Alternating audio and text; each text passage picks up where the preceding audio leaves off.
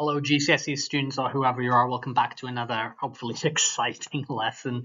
My name is Andrew. We're going to talk about physics. Today we're diving into the world of physics and exploring the fascinating concept of turning effects of forces or moments. So grab your notebooks if you're going to write along with us and let's get started. So imagine you're trying to lift a heavy object, like we've just got this huge load here, or you might be thinking of a rock or something like that using a lever. Now, what do you think would happen if you were to push down closer to the, let's use our little highlighter tool, closest to the pivot or the fulcrum, compared to pushing down further away, right? You're applying a force at those points.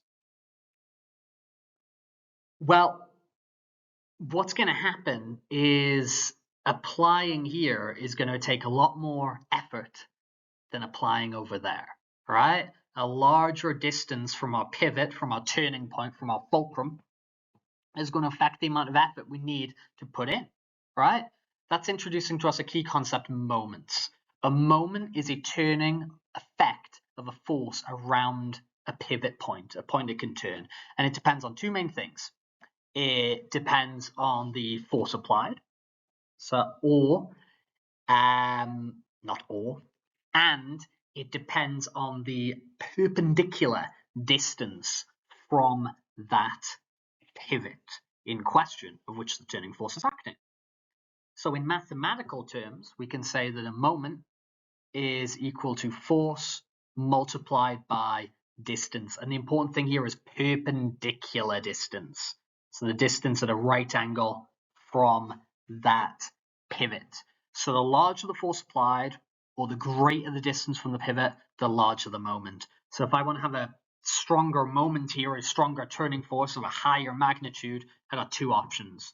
I can increase the force applied, or if I don't want to be applying a lot of force, I can simply increase the perpendicular distance from the pivot. They say, and they are right in saying this, that if you've got a large enough lever, you can lift anything. That's what leverage is about. The larger your leverage, the larger the lever, the more you can do with less.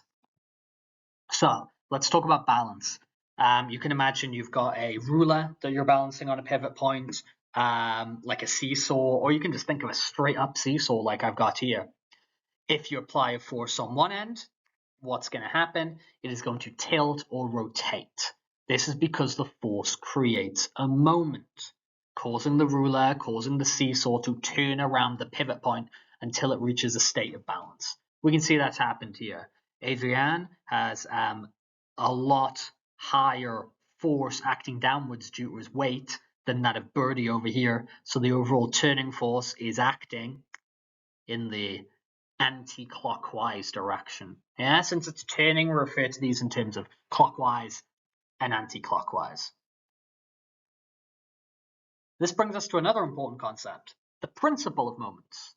The principle of moments states that for an object to be in equilibrium, to be balanced, the total clockwise moments, so the sum of the moments, let me just reverse that a little bit.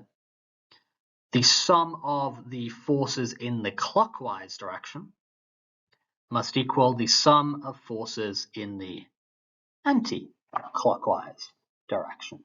So here, the turning force due to this young girl here is equal to the turning force of this guy here, right?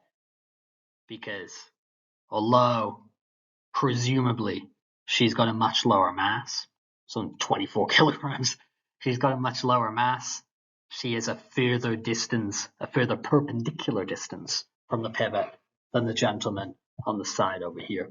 So in simpler terms, if the moments on one side of the pivot are equal to the moments on the other side, the object will remain balanced and it's not going to rotate. If it is, more in the other direction, it's going to tilt that way.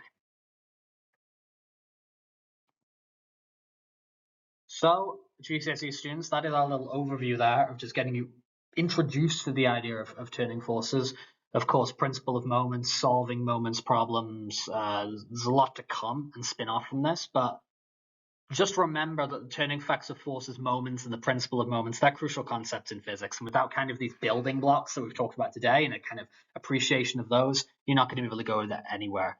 And whether you're lifting things with a lever, balancing seesaws, or analyzing equilibrium in a system, like, I don't know, a swing bridge or something like that, understanding these principles will help you tackle various problems with increasing ease as you practice them. So that's all for today's lesson. I hope you found it useful. Don't forget to like, share, and subscribe for more educational content. That keeps me going over here. I'm going to talk more about myself. So if you want to stick around for that, feel free. But if you want to go away now, I totally understand. So again, thank you for your support. I say this every video, but your support, your interest keeps us going here. So thank you even just for watching. But if you have questions, you need further assistance, you have problems you want solving, you have suggestions, you have requests, drop them in the comments and we will get back to you in due time for sure. And here's all the places you can find me. We've got the link tree, we've got the YouTube, you're already on it. I've got resources free and paid on the TED storefront. We've got the Twitter, the Instagram. If you want to buy me a coffee so I can buy new running shoes, that is always appreciated but not expected. All these links are in the description. I will see you all in the next one. Bye bye bye.